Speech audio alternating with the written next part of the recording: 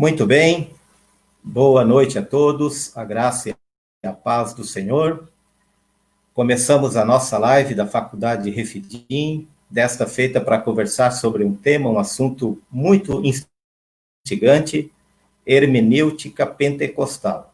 Mais precisamente, o Espírito e a palavra na hermenêutica pentecostal. E logo nós teremos aqui um convidado muito especial. Ele tem um blog muito badalado, é muito conhecido no meio pentecostal, escritor de livros, tem caído na graça do povo evangélico, com uma escrita clara, bem fundamentada, uma linguagem acessível e com bastante conhecimento. Logo vamos conversar com ele. Eu estou falando do autor Gutierres Fernandes Siqueira. Logo ele vai estar aqui, mas antes, deixa eu falar com você rapidinho sobre alguns cursos que a Faculdade Refidim disponibiliza. Bom, antes, só lembrando você, então, que toda quarta e quintas-feiras temos as nossas lives aqui produzidas pela Faculdade Refidim, certo? Você já está nos acompanhando há algum tempo e sabe que a gente sempre traz pessoas qualificadas para conversar aqui com a gente. Referente aos nossos cursos, sempre lembrando que a Refidim oferece cursos gratuitos, como Espiritualidade Cristã em Tempos de Crise. Também temos o nosso curso Ministério Pastoral e Seus Desafios. Temos ainda o curso de Aconselhamento Cristão e Cuidado. Olha só quantos cursos que nós temos disponibilizado para você. E ainda, recém-saído do forno, História e Teologia do Pentecostalismo, certo? É um curso para você que deseja aprofundar-se no conhecimento das bases bíblicas e teológicas da teologia e da experiência pentecostal. Temos ainda o nosso curso Bíblia em Vídeo, onde aqui tratamos do Evangelho de Mateus, comentado capítulo por capítulo, a partir do staff aqui de professores da Faculdade Refidim. Bom, ainda podemos lembrar a você de que o curso Bacharel em Teologia EAD está prestes a fechar aí as últimas vagas. Você ainda pode ingressar e estudar teologia conosco. Temos também o curso básico e médio em teologia da nossa Faculdade Refidim, o curso da EPOS, amplamente conhecido aqui em Santa Catarina. E, por fim, você sabe que nós temos o Colégio Educação Infantil e Ensino Fundamental, nosso CEDUC, certo? Bom, tendo dito isso, vamos agora, então, ao que interessa, isto é, ao nosso convidado, Gutierres Fernandes. Então, temos aqui a presença do nosso colega. Ele tem uma formação diversa, ele estuda teologia, sei que é leitor ávido de filosofia, tem formação financeira, e ele já escreveu 2 livros pela Casa Publicadora das Assembleias de Deus. Seja bem-vindo, prezado Gustavo Gutierres. Ou melhor, Gutierres Siqueira, né? Aqui eu misturei os nomes. Um prazer, Fernando, estar aqui com a Refidim. Mas essa brincadeira é comum, viu? O pessoal me chama do fundador da Teologia da Libertação. Mas não tem nada a ver. Você é o Gutierres Siqueira. Eu sou o Siqueira. E bem mais jovem, né, do que o peruano Gustavo Gutierres. Sim, já está dos 80 anos para lá. Isso. Pois bem, então a nossa conversa será assim, né? Vamos procurar aqui ter um bate-papo informal. Então, o tema é esse, hermenêutica pentecostal, o Espírito e a palavra na hermenêutica pentecostal, tendo por base a obra publicada pela CPAD. Lamentavelmente, eu não consegui ter um exemplar aqui em mãos, até se você tiver um em mãos aí para poder, ao longo da conversa, mostrar isso, está aí, esse belíssimo livro, O Espírito e a Palavra, que tem sido muito bem elogiado. O nosso colega não é fraco, ele recebeu um prefácio do Robert Menzies, um dos mais renomados teólogos pentecostais norte-americanos. O Siqueira, ele lê em inglês, ele tem acesso às obras em inglês, e isso certamente tem dado bons fundamentos teóricos à sua produção. E como eu já falei, você tem já ao longo de anos um blog bem interessante, a gente tem acompanhado aqui do sul de Santa Catarina, e para nós, saiba que é uma honra ter você aqui com a gente estima o seu trabalho. E para quem não sabe, durante uma vez ao mês, o Gutierrez estará apresentando, ou conduzindo aqui um quadro de teologia pentecostal pela Faculdade Refidim. Pastor Cláudio Pomerene nos informou disso, a gente ficou bastante contente, porque sabemos que o nosso amigo tem sido uma voz relevante aqui na teologia pentecostal no Brasil. Então, você tem a liberdade aí para expor durante uns 15, 20 minutos a sua obra, as suas ideias, a sua visão de hermenêutica, e no segundo momento, então, eu faço aqui algumas perguntas, pego também algumas perguntas dos nossos participantes, e temos bastante alunos da Refidim nos acompanhando. Então, fique à vontade, Gutierrez. Obrigado mais uma vez, Fernando. Eu comecei a escrever esse livro em 2018, ele foi publicado em 2019, mas esse assunto sobre hermenêutica pentecostal, eu comecei a prestar mais atenção ainda em 2015, quando eu vi materiais em inglês tratando a respeito desse assunto, e não tinha ainda nada em português. Em 2016, o César Moisés escreveu um artigo, se eu não me engano, na revista Obreiro, depois saiu o livro dele, Pentecostalismo e Pós-Modernidade, onde ele trata a respeito também desse tema. Foi uma pessoa que a gente sempre deve reconhecer que trouxe esse assunto aqui para o Brasil, né, de maneira mais aberta, e aí, naquela época, eu já estava lendo material escrito em língua inglesa que falava a respeito desse assunto, né? O porquê que a hermenêutica pentecostal é um ponto a ser estudado? Há muita confusão na internet, a internet não é um bom espaço, muitas vezes, de debate, porque muita gente não entende o que a gente está falando exatamente. Quando a gente fala em hermenêutica pentecostal, ninguém está falando em uma substituição da hermenêutica clássica, como se a hermenêutica pentecostal fosse uma espécie de novo método de leitura e interpretação geral. Não se trata disso. Aqui a gente não está discutindo a superação do método histórico-gramatical, do método histórico-crítico, dos métodos literários, etc. Não se trata a respeito disso. Quando se fala em hermenêutica pentecostal, se fala no tipo de interpretação que é comum ao pentecostalismo por ser pentecostalismo. Ou seja, quais são os pressupostos que alimentam a interpretação dos pentecostais. Isso não quer dizer, volto a repetir mais uma vez, que esses pressupostos pentecostais falem mais alto em todos os aspectos doutrinários. Não. Muitas vezes é muito restrito ao entendimento, especialmente sobre o papel do Espírito Santo. Está muito mais vinculado à missiologia, à pneumatologia e à eclesiologia, quando a gente fala de dons espirituais.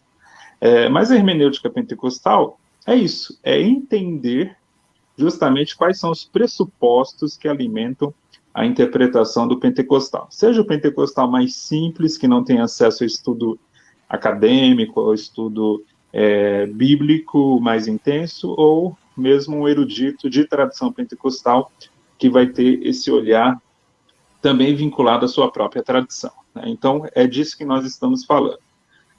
Por falar muito em hermenêutica pentecostal, até porque quando a gente escreve um livro a respeito do assunto, a gente passa a ser convidado a falar muitas vezes a respeito desse assunto, fica parecendo que a gente dá mais valor a hermenêutica pentecostal do que a hermenêutica como uma ciência geral. Também não se trata disso, né? É preciso esclarecer esse ponto. A gente está falando aqui de um ponto peculiar da interpretação bíblica, que é justamente os pressupostos pentecostais, mas eles, volto a repetir, não são mais importantes para a leitura do que a hermenêutica como ciência de maneira geral. Porque o que a gente aprende na hermenêutica? A gente aprende a importância do contexto, a importância da exegese, ou seja, da análise do texto original, do grego, do hebraico, do aramaico. A gente vai entender também a importância do contexto, não apenas em relação à composição do texto, mas também do contexto cultural, do contexto histórico. Então, tudo isso, ninguém está colocando em xeque, tá? Pelo menos eu também não estou colocando em xeque.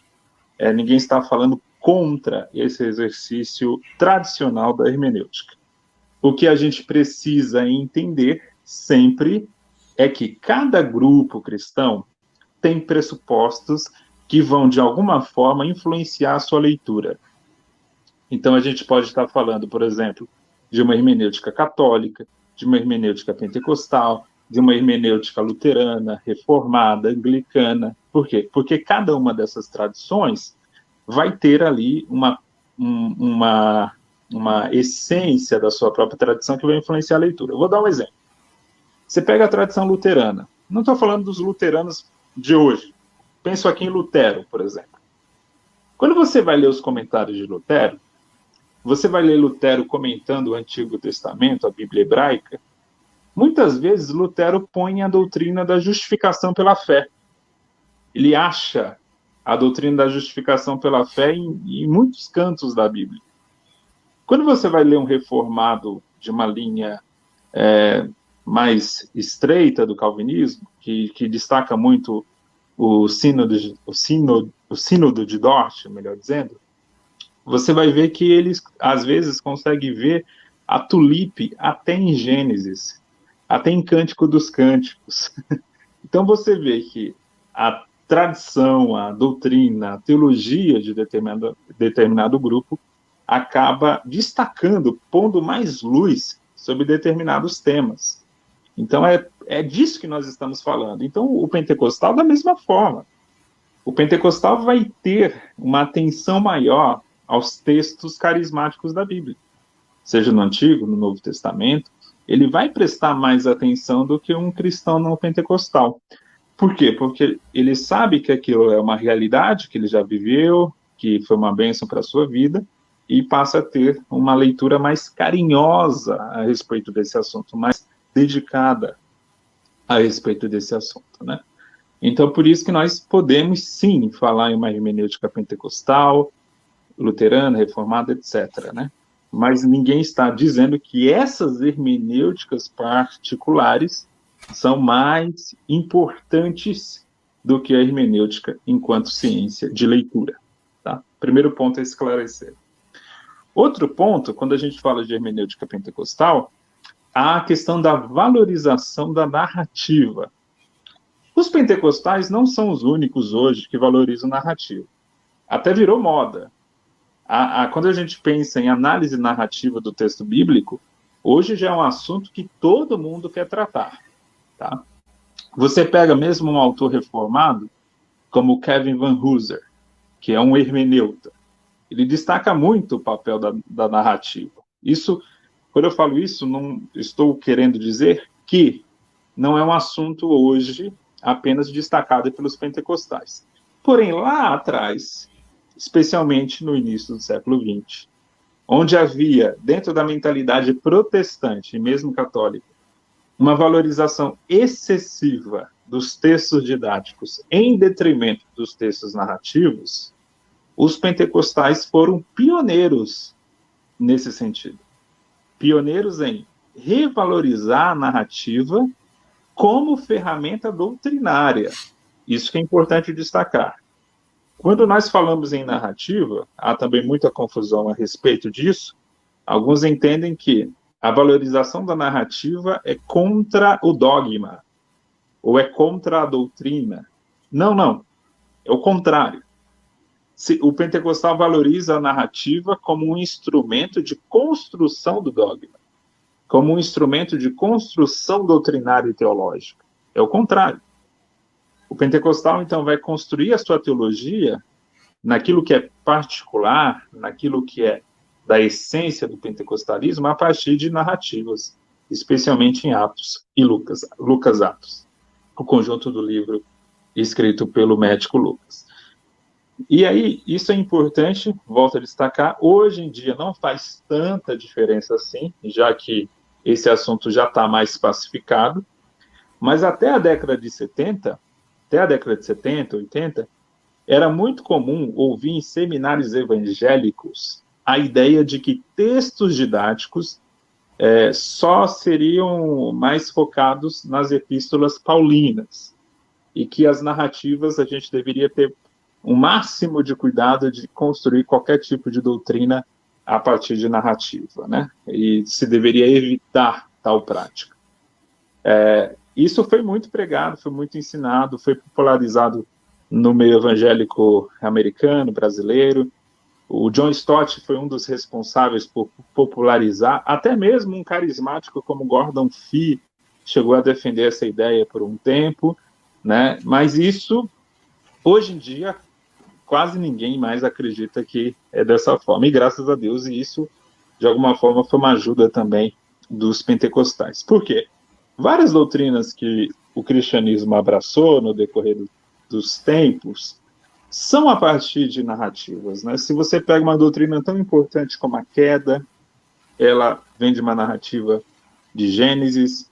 Se você pega doutrinas sensíveis ao mundo evangélico, como a doutrina do inferno, ela vem a partir de também narrativas, especialmente nos evangelhos, não estão nas epístolas paulinas, por exemplo, e sim a partir das falas e das parábolas e das narrativas de Jesus. Então, foi outro ponto que a gente pode destacar, que é um ponto que foi pioneiro no pentecostalismo, essa revalorização da narrativa. E eu destaco isso também no meu livro. Há o ponto também de entender Lucas como um teólogo.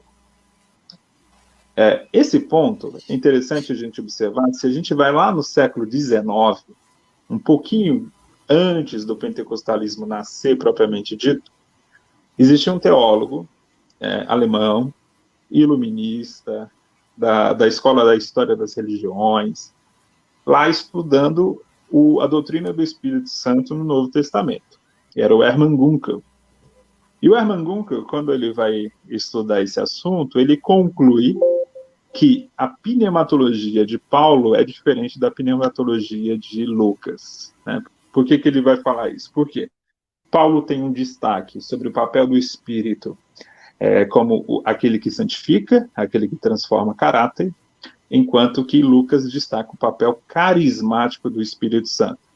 O Hermann Gunkel chega a dizer que a glossolalia, ou falar em línguas, é o principal sinal desse enchimento do Espírito em Lucas, né? Ele reconhece isso a partir da leitura exegética que ele fez do texto de Atos.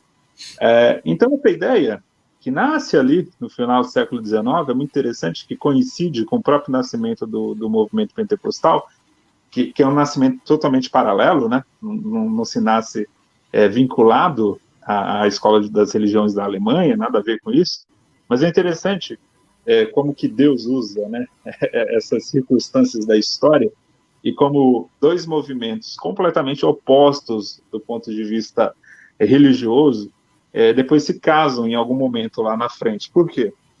Na década de 60, os pentecostais, quando chegam à academia, especialmente nos Estados Unidos, eles começam a resgatar essa ideia.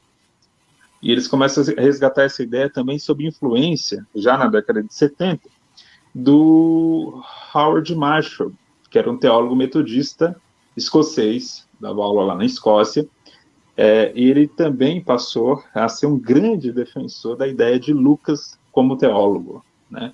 Não apenas como um historiador, mas um historiador que fez e que fez teologia, melhor dizendo. Por que disso também? Tudo isso não nasce no vácuo, né? A partir da década de 60, houve um movimento muito forte na teologia e na exegese, que foi a chamada crítica da redação. E a crítica da redação que permitiu entender Lucas, Mateus, João e Marcos, e a fonte Q, como estruturas não apenas narrativas, mas como estruturas, acima de tudo, que estavam ali para defender uma teologia. Então, aquilo que João destaca, aquilo que Lucas destaca, aquilo que Mateus destaca, eles destacaram dentro da história de Jesus, eles fizeram uma seleção dentro daquilo que Jesus ensinou, daquilo que Jesus viveu. Eles tinham que colocar aquilo no papel, por assim dizer, e nisso houve um processo de edição, houve um processo de escolha, né, de temas mais importantes. E aí é isso que a gente chama de crítica da redação, né, essa montagem do texto bíblico. É só importante esclarecer, com isso a gente não está dizendo que eles inventaram, tá? Nada disso. Não se trata de uma invenção, se trata de uma seleção.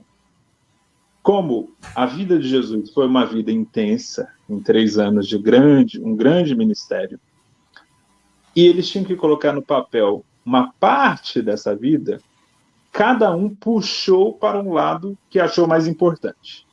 Tá? Por exemplo, Mateus destacou Jesus como Messias da promessa judaica.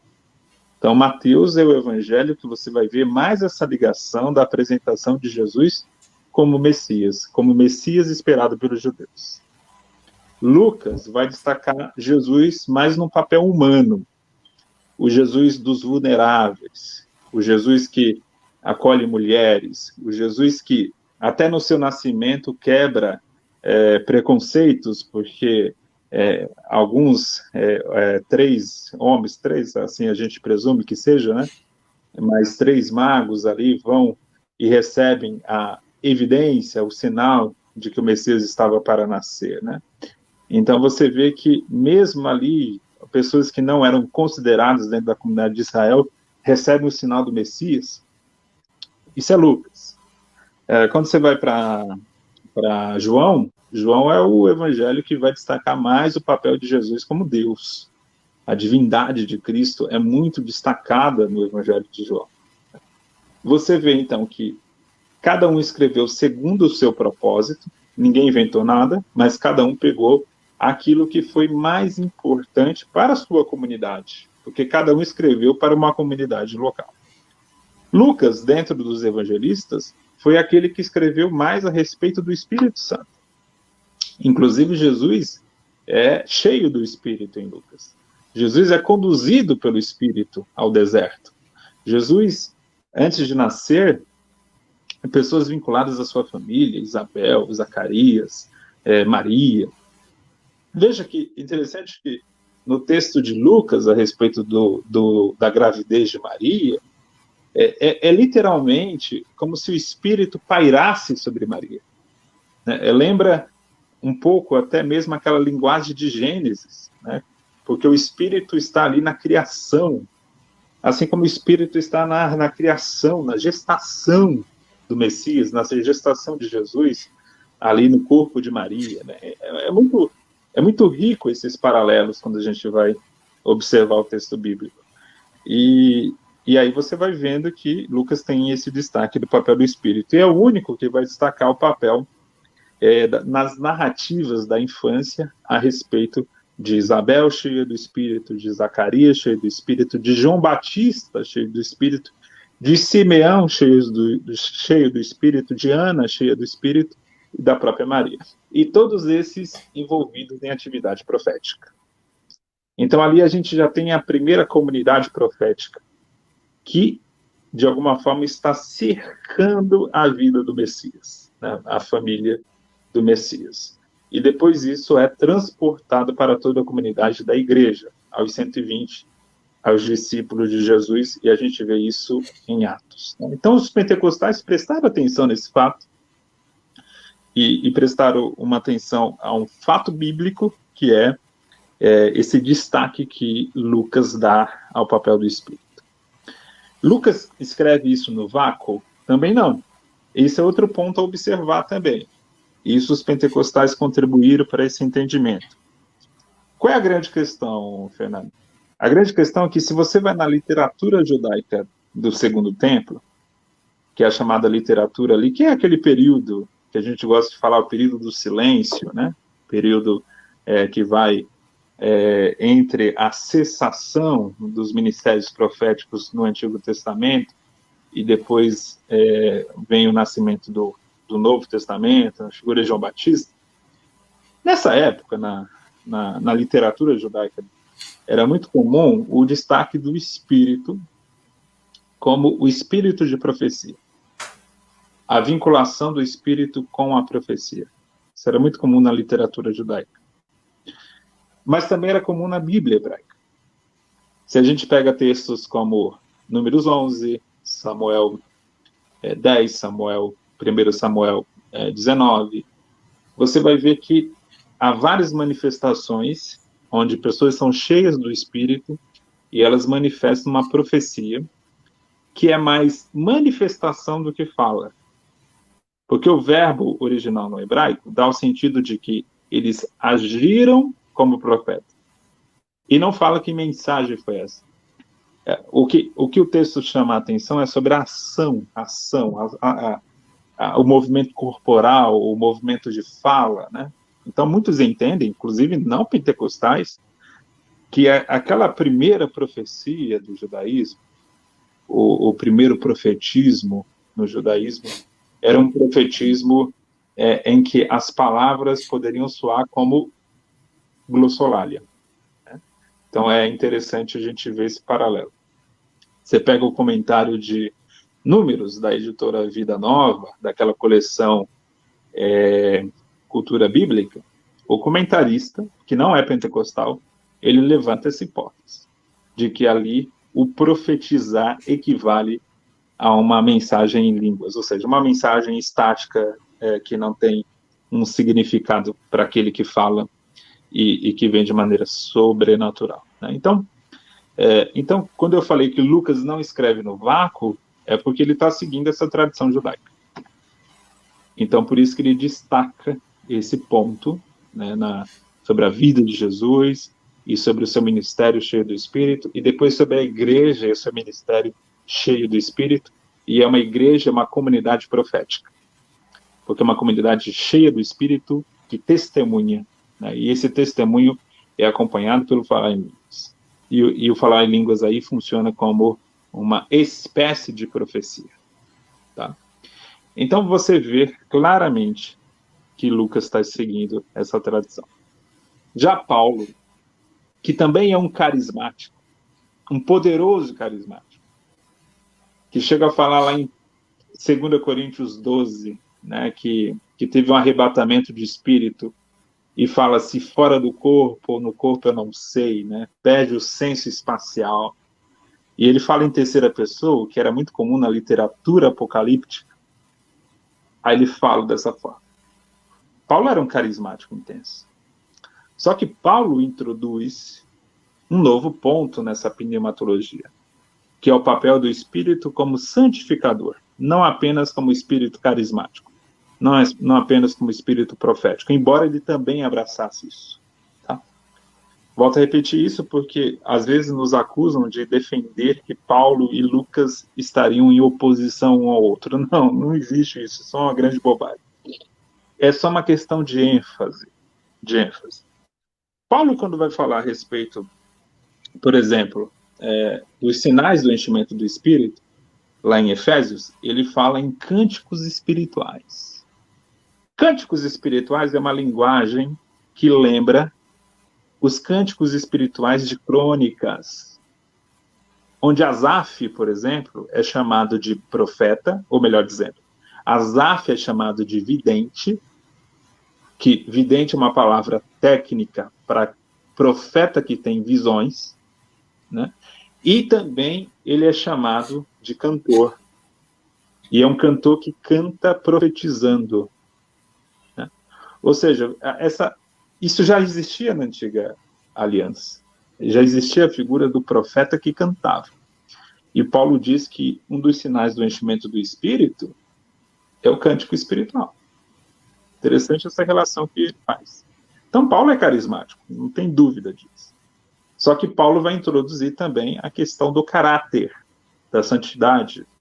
E aí, nesse sentido, ele está seguindo uma outra tradição da Bíblia hebraica, que é a tradição do profeta Ezequiel.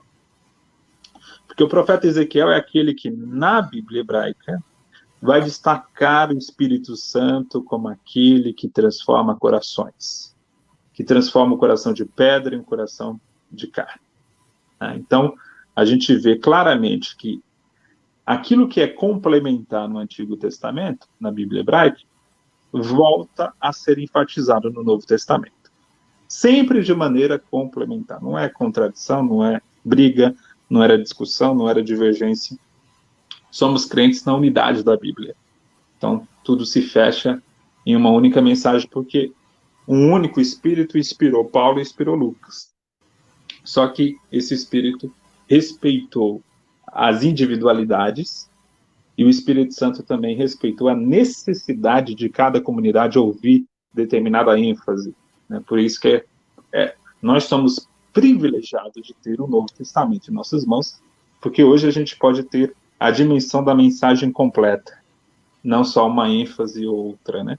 A gente vê a dimensão completa dessa mensagem de Deus. Então foi outro ponto que o pentecostalismo ajudou a resgatar, que foi o entendimento de que tanto o Antigo Testamento como o Novo Testamento trabalham com uma pneumatologia ampla, uma pneumatologia variada, que é complementar, que não é contraditória, mas que é variada, que cada autor destaca um ponto. João, por exemplo, não vai nem na linha de Paulo, nem na linha de Lucas. João vai destacar mais o papel do Espírito como o vicário de Cristo. Esse é o ponto de João. É a relação de Cristo com o Espírito. Essa relação de substituto, né, nesse sentido. Vicário tem essa ideia, né, daquele que substitui. Então você vê que não é tanto um lado ou outro. Mas em João, por exemplo, tem aquele texto que Jesus sopra sobre os discípulos e diz: recebei o Espírito. Né? Isso aí já lembra mais a linguagem lucana. Interessante também porque há essas relações, né? Essas conexões, melhor dizendo, conexões entre um autor e outro. Lucas, por exemplo, e Paulo, quando eu falei lá da língua do cântico espiritual, também é uma conexão com essa linguagem mais carismática de Lucas. Né? Então, são conexões porque há uma unidade na Bíblia. Né? E outro ponto também ainda a falar da hermenêutica pentecostal, além da importância da narrativa, a importância dos escritos lucanos, é também lembrar a importância que o pentecostalismo dá aos dons espirituais. E essa importância, Fernando, tem a ver com uma estrutura eclesiástica. Os dons espirituais, eles não estão restritos à doutrina do Espírito Santo. Não é apenas um apêndice da pneumatologia.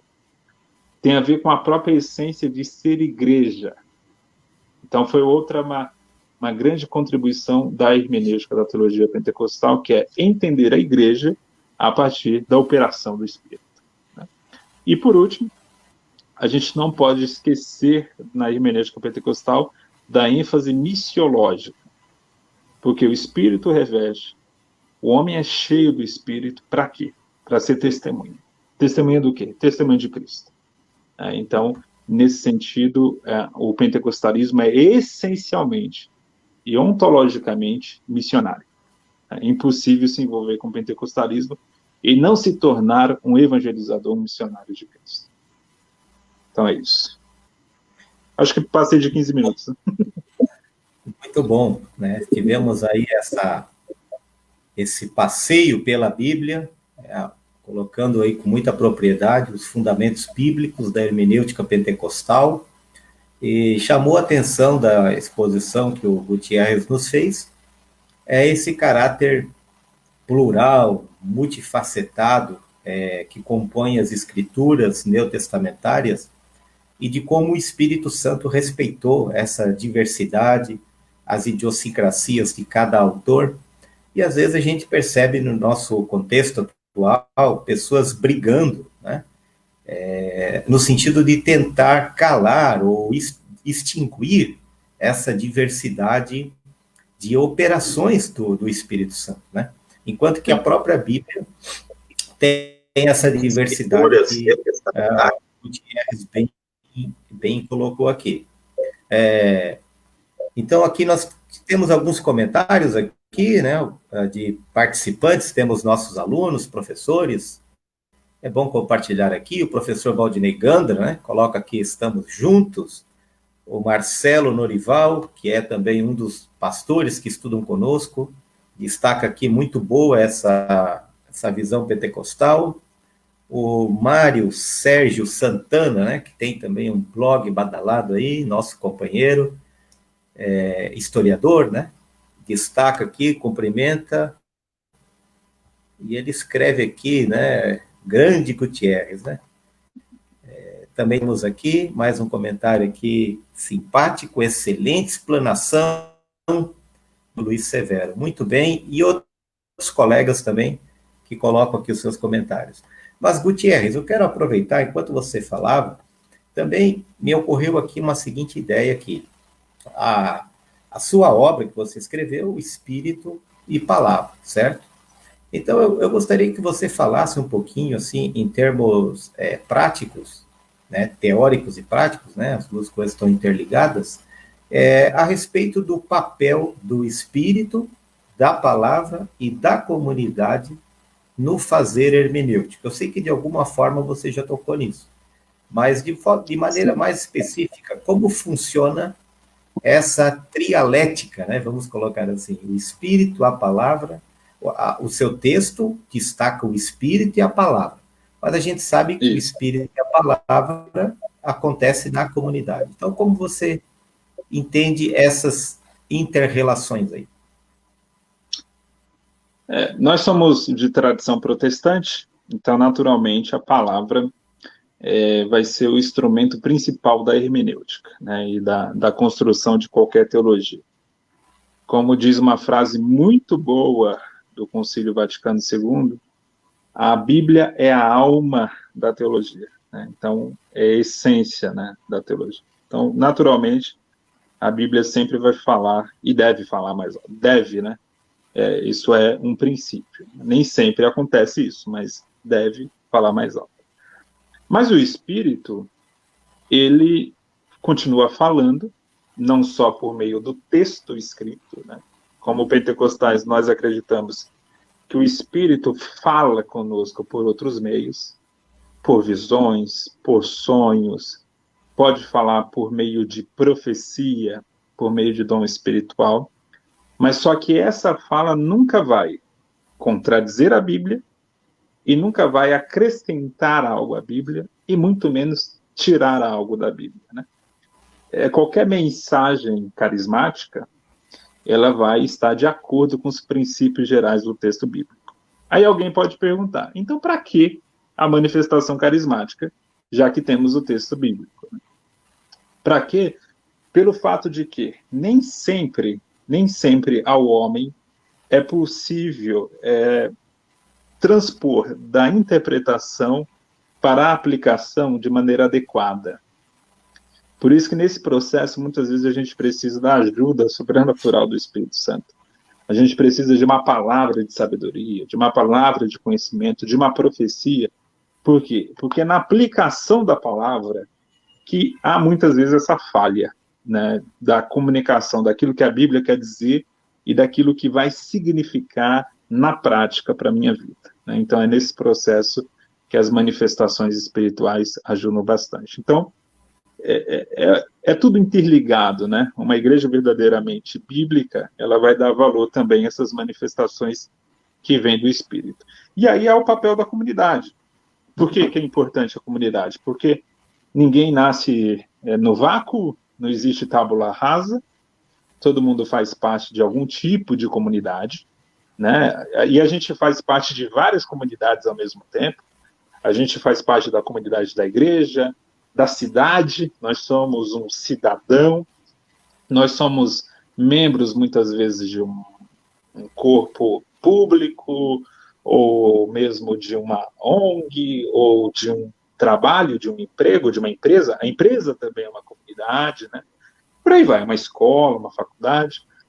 A gente faz parte de várias comunidades. E a comunidade chamada igreja, ela influencia demais na interpretação bíblica. Por quê? Porque a gente aprende, a partir dela, aqueles pontos que são mais valorizados, a gente aprende, a partir da nossa comunidade, aquilo que a gente deve prestar mais atenção, né, dentro da gama de assuntos que o cristianismo trabalha. Então, a comunidade é uma construtora de pressupostos. Então, por isso que a gente precisa entender a comunidade. Porque a gente vai entender os nossos próprios pressupostos, né? E a gente vai entender quando esses pressupostos ajudam na leitura e quando eles atrapalham. Porque eles podem ajudar, como podem atrapalhar, né? Tudo envolvendo leitura bíblica pode ou ora atrapalhar ou ora ajudar. Por exemplo, a emoção. A emoção nem sempre atrapalha o processo racional. Nem sempre atrapalha o processo de interpretação. A emoção, muitas vezes, é um filtro. E a emoção vai me ajudar a dar mais valor àquilo que é mais importante no texto bíblico, por exemplo. Só que a emoção também pode ser um campo de dificuldade, né? A razão também pode. A comunidade também pode. Então, assim, tudo tem uma oportunidade de ajuda ou de atrapalhamento. Então, cabe a nós o discernimento que vem da própria Bíblia, que vem da própria palavra, para que a gente possa ter essa relação cuidadosa com o texto sem se contaminar com aquilo que é da comunidade, que é do nosso próprio ser, que é do nosso lado emocional, né, e etc. Tem um fenômeno que acontece muito no meio evangélico, Fernando, que é o que eu chamo de biblicismo. O que é o biblicismo? É o evangélico que acha que é bíblico porque está cheio de versículos na cabeça, porque ganhou um repertório de versículos, só que é um conjunto de textos sem conexão, sem contexto, sem uma escala, sem uma estrutura em forma, inclusive, do drama da história bíblica. E aí ele acha que é bíblico porque está cheio de versículo na cabeça, porque sabe citar versículos de cor, ou sabe achar com facilidade determinado texto bíblico, né? Então, o biblicismo é um grande inimigo da essência protestante, porque é um engano. A pessoa acha que é bíblica e não é. Então, ela vai achar justificativas para suas ideologias, para os seus pensamentos, para os seus preconceitos, para os seus pressupostos, e achando que tudo isso é bíblico. Eu estou cansado de ver gente que se arrota literalmente, como pessoas bíblicas, mas são pessoas que, em tudo aquilo que falam a linguagem da sua tradição. Às vezes, essa tradição vai ser bíblica, às vezes não vai ser, né? Mas você vê, o compromisso maior dessa pessoa é com a tradição, não é com a Bíblia. Embora essa tradição tenha uma linguagem bíblica, etc., mas não quer dizer que seja fiel à Bíblia. Então, esse cuidado a gente deve ter. Então, essa dinâmica de entender que o Espírito fala, que o Espírito se revela, que entender que a comunidade é uma construtora de pressupostos, e entender que temos a Bíblia como a nossa ferramenta de análise, de correção, de freio. A gente pode usar até aquela expressão da ciência política, de freios e contrapesos. É isso que a Bíblia faz na nossa vida cristã, na nossa construção teológica. E não se engane, não ache... Eu escrevo isso no meu primeiro livro, Fernando, que tem muita gente no meio evangélico com a ilusão que é possível construir teologia puramente bíblica. Se fosse possível construir uma teologia 100% bíblica, essa teologia você poderia canonizar, você poderia pintá-la de ouro e dizer, é revelação de Deus. Mas isso não é possível. Isso deve ser um objetivo, deve ser um centro da nossa teologia, ou seja, o meu objetivo é construir uma teologia puramente bíblica. Mas eu nunca vou alcançar esse objetivo. Nunca. Porque eu sou um homem pecador. Porque a minha razão foi afetada pelo pecado. Porque as minhas emoções e os meus sentimentos foram afetados pelo pecado. Porque a minha comunidade foi afetada pelo pecado. Né? É justamente por a gente acreditar na doutrina histórica, do cristianismo histórico do pecado, e das limitações que isso impõe à razão, às emoções, às comunidades, que a gente entende que não é possível construir uma teologia puramente bíblica. Sempre a gente vai misturar com alguma coisa. Né? Deve ser o nosso alvo. Né? O alvo deve estar ali. Mas esse alvo, lamento dizer, nunca será plenamente alcançado. Né? Quanto mais próximo eu estiver do alvo, beleza, muito melhor do que estar distante do alvo. Mas, mesmo o mais próximo do alvo, ainda não está morto. Né? Então, é preciso humildade para reconhecer de que a gente sempre está suscetível a construir teologias misturadas com outras coisas que não é a própria Bíblia. Muito bom. A gente faz hermenêutica expulso do paraíso, né? Quem faz a hermenêutica são os filhos de Adão e Eva, né?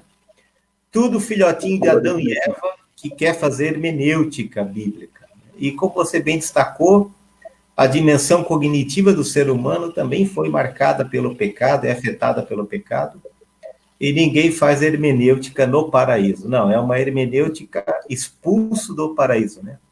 É muito, muito bom isso aí. Bom, temos aqui ainda mais algumas participações interessantes. O Samuel Valério, que é o meu colega, pastor, professor, doutor em ciência da religião, ele colocou aqui uma coisa interessante. Ele faz uma pergunta aqui. Ele destaca, né, isso que você falou, que a manifestação do Espírito é constante em toda a Bíblia, como você bem colocou, né? Ele destaca aqui, e Jesus falou que seriam os sinais seguiriam os que creem. Aí agora ele faz uma pergunta que você pode fazer o favor de nos responder aqui, Gutierrez. Nosso papo está muito bom, os alunos estão ligados, participantes. Temos aqui, por exemplo, até um colega da Argentina, o Federico Eduardo Escalada, que manda um abraço para você, querido irmão, né? Muitas graças, né? Eu estive com ele lá na Argentina, ministrando na sua igreja, e ele também nos dá uma saudação e está acompanhando conosco. Então, veja que essa live já tem um caráter internacional, Gutierrez, né? Bom, mas voltando aqui tá aqui, bom, eu não mostrei aqui ele, né? Tá aqui, ó. Federico Eduardo Escalada. Saludos desde Argentina, nossos irmãos queridos. Pois bem, voltemos aqui à questão do Valério, do Samuel, né? Nosso amigo de São Paulo. Aí ele pergunta, Gutierrez, por que há entre diversos cristãos protestantes o cessacionismo? A teologia cessacionista, ela tem um argumento que convence muita gente, que é aquele argumento de que os sinais que há no Novo Testamento serviram apenas para testificar a mensagem apostólica. Uma vez que a mensagem apostólica foi dada, então não há mais necessidade dessas manifestações, né? Esse argumento é uma meia-verdade, porque, de fato, os sinais serviram para a testificação da mensagem apostólica. Mas esse não era o único objetivo dos dons espirituais. Os dons espirituais, como fica muito claro em 1 Coríntios 1, 1 Coríntios 12, 13, 14, e também em Efésios capítulo 5, os dons espirituais servem à edificação, capítulo 4, melhor dizendo, os dons espirituais servem à edificação da igreja. E o princípio da edificação, ele é perene. O princípio da testificação apostólica era temporário, de fato, mas a edificação não. Enquanto a igreja existir, enquanto a igreja estiver nessa terra, a gente vai precisar do caráter edificador dos dons espirituais. Outro ponto que o cessacionismo não tem lógica nenhuma é que, em primeiro lugar, não existe nenhum cessacionista completamente cessacionista, né? Todos eles acreditam que Deus dá dons, por exemplo, o dom do ensino, o dom da administração, o dom da liderança.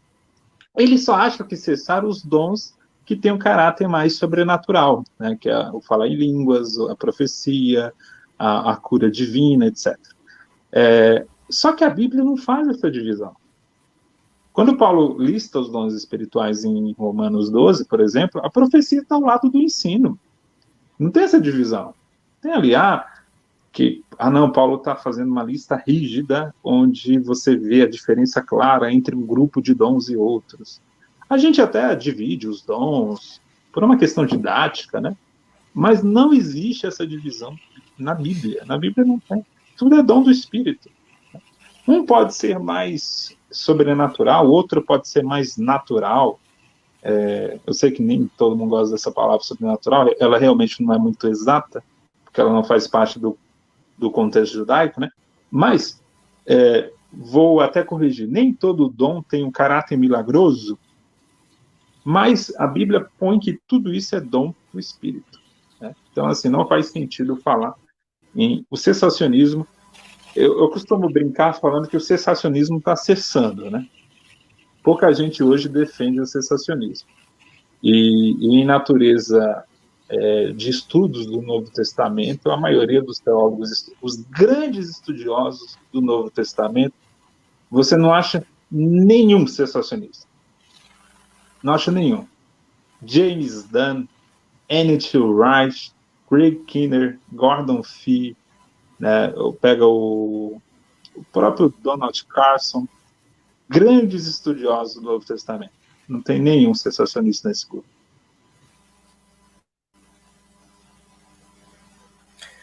Muito bom, ótimo. O nosso estudante de teologia, bom, nós temos ainda mais uns 5 minutos aí, o papo tá muito bom. O Reginaldo colocou aqui, né?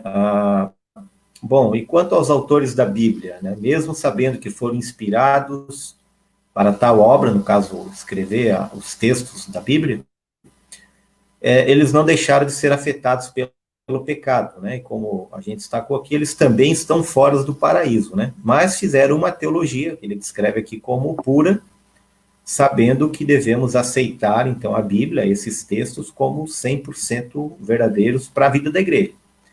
Mas, então, como entender isso, né? Eu acho que a pergunta também é o que os distingue, esses autores da Bíblia, dos nossos autores hoje, né? Por que esses 66 livros têm esse caráter normativo para a nossa fé e não podemos simplesmente começar a colocar outros livros ali depois de Apocalipse e criar um novíssimo testamento, né? Uma ótima pergunta. Eu passei a ótima pergunta. Uma ótima pergunta. Primeiro, existe um caráter revelacional. A Bíblia trabalha com esse conceito de revelação. Revelação com R maiúsculo. Que é a ideia de uma revelação especial.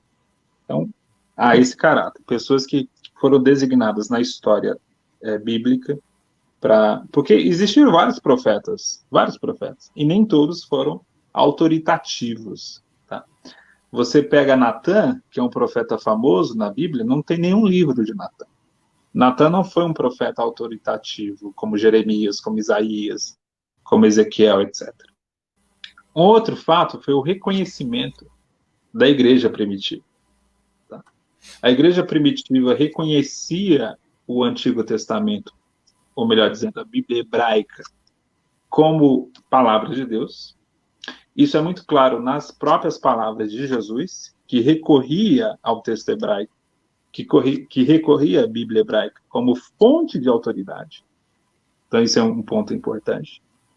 Um outro ponto importante que você vê que no próprio Novo Testamento se reconhece a autoridade de outros textos, porque os primeiros textos a serem escritos no Novo Testamento não foram os evangelhos, foram as epístolas paulinas.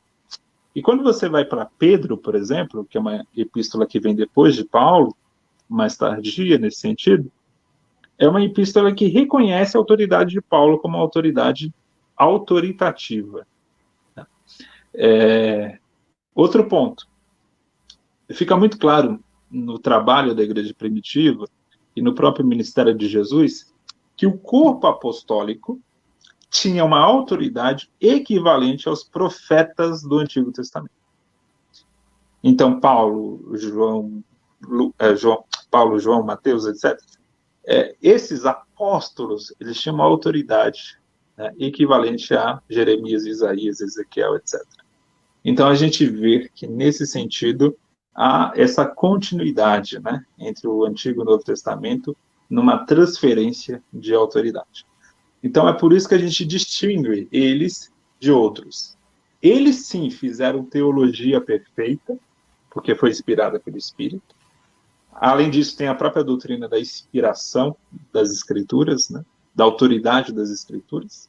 Então, eles, sim, fizeram uma teologia inspirada, uma teologia pura, uma teologia revelada, vinda diretamente do Espírito. Tá?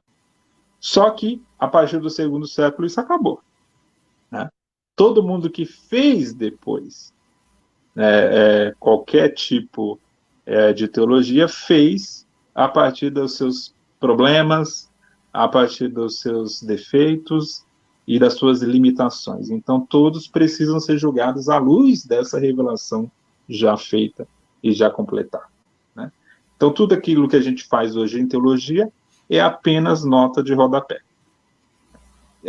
Para usar aquela expressão da filosofia. Né? Tudo que a gente faz agora é só a nota de rodapé de João, de Mateus, de Paulo, né? Mas, acima de tudo, nota de rodapé daquilo que o Espírito revelou a esses homens. Muito bom. Nosso papo aqui foi muito produtivo, muito rico. Obrigado, Gutierrez, pelas respostas, pela exposição. O negócio está tão bom aqui que a gente poderia avançar aqui um bom tempo conversando, mas a gente tem que respeitar aqui o horário posto, porque senão eu vou levar um puxão de orelha da coordenação aí, né? Mas eu quero, mais uma vez, agradecer, então, ao autor, escritor, palestrante, blogueiro, um jovem que é vamos dizer assim, uma novidade literária no contexto brasileiro muito interessante, pelo qual louvamos a Deus, que tem dado uma rica contribuição à reflexão teológica pentecostal no Brasil. Então, louvamos a Deus pela sua vida, obrigado pela tua participação aqui, foi um momento de bastante aprendizado, acredito que os nossos alunos estão satisfeitos, todos aqueles que nos acompanharam. Lembrando que também esse vídeo estará a posteriori também presente no YouTube e vai continuar aqui na página da Faculdade Refidim. E lembrando, então, que o Gutierrez agora passa a ser também um parceiro da Faculdade Refidim, como eu falei aqui no começo, uma vez por mês, ele vai aqui coordenar, então, um grupo aqui que vai falar sobre a teologia pentecostal, ele vai estar apresentando esse bloco e vai ser muito interessante, muito, muito rico. Passo, então, a palavra para você, meu irmão em Cristo, para que tu faças as últimas considerações aí. Mais uma vez, eu agradeço o convite, foi um prazer falar aos irmãos, fico muito feliz de falar num espaço acadêmico, como o da Faculdade Refidim, mesmo não sendo oficialmente um acadêmico, né? Eu brinco com teologia nas horas vagas, eu sou um bancário, trabalho aí fora desse mundo da teologia, né? Mas amo teologia, estudo teologia desde os 14 anos, e é um assunto que, a teologia pentecostal especialmente, é um assunto que eu sou apaixonado, porque é uma teologia muito bonita, né? Ela tem uma expressão bíblica muito forte, então é sempre um prazer falar dessa teologia que a gente defende do pentecostalismo, e é sempre um prazer também porque a gente vê que, mesmo sendo um dos maiores países pentecostais do mundo, ainda há, infelizmente, né, muita ignorância a respeito da teologia pentecostal. Mesmo de gente de fora, né, especialmente de gente de fora, que tem uma visão muito caricata a respeito do pentecostalismo, e é sempre um prazer corrigir esse tipo de coisa, porque é o nosso dever passar adiante aquilo que a gente primeiramente recebeu. Um abraço a todo mundo aí, e fico feliz aí, a partir de outubro, a gente volta aqui na página da Refidim para fazer esses vídeos mensais. Ok, muito bom. Terminamos por aqui, então. Deus abençoe vocês que estiveram aqui com a gente. Amanhã, então, você ficará com mais uma live da Faculdade Refidim. Deus abençoe a todos. Muito obrigado. Obrigado, Gutierrez. Obrigado a cada um que esteve conosco. Deus abençoe a todos. Tchau, tchau.